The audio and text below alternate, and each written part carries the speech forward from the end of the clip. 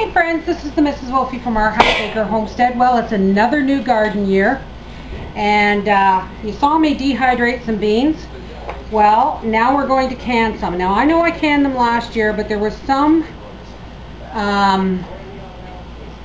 concern, not concern so much that I had processed my beans too long, so I had to double check my sources, and I was processing them way too long. But I'm going to do a new set for this year, and this year I'm going to can in quarts, and for two reasons. A, because we love beans, and B, last year I did all my beans in pints, and although I rotate my food storage, I want the beans from this year to be readily distinguishable from last year. Yes, I label all my jars and I rotate my food storage, but also pints just didn't do a family of 3 last year. Alright, we'll be back when I have this all organized. Alright, now I had my first big haul of beans today, so we're going to pressure can them. I'm going to try and keep it as even as possible when it comes to canning and dehydrating this year. So we're just going to fill my jar with green beans. Well, green, yellow, and burgundy, but they'll all be green and yellow by the time they're done. That jar's really hot. I have washed and baked my jars in the oven at 200 degrees for 15 minutes. That's sea salt. You can use just about any kind of salt as long as it is not iodized. So I put about a half a teaspoon in there. We're going to run our spatula in to debubble.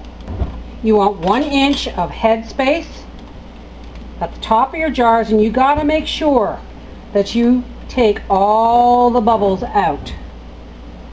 Alright, we wipe the top of our lid, or our jar, excuse me. We wipe the top of our jar. We take a boiled lid and fingertip tight, and into the pressure canner it goes. Okay folks, we have 5 quart or 1 liter jars in, no, excuse me, we have 6. And I am going to now put the lid on the canner. Always make sure that your vent hole is clear. You can do that by blowing through it. We'll put our canning lid on. This is the first time I pressure canned since the winter.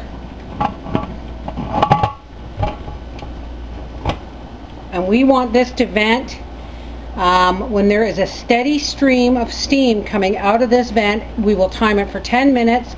Then we will put our 10-pound weight on. When it's time for that, we'll be back. Okay, our steam has been venting for 10 minutes.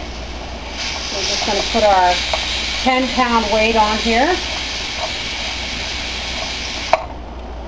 And when that starts to jiggle vigorously, we're going to turn it down enough so that it does a nice steady rocking motion. And when it hits that stage, we will time it for 25 minutes because we're processing quarts. And yes, I did make a mistake last year. I don't know why I did said 75 minutes. It's 25 minutes for quarts and 15 or 20 minutes for pints. Alright, we'll be back. Here it comes. See if you can see this. And there it is. And I'm going to slowly turn my pot down to between medium and high. And we're going to start timing this for 25 minutes. Okay folks, our canner has been,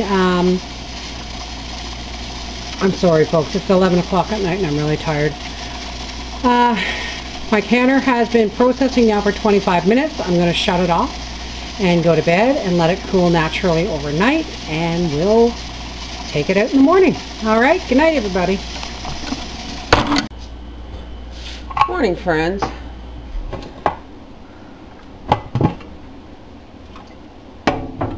Yay!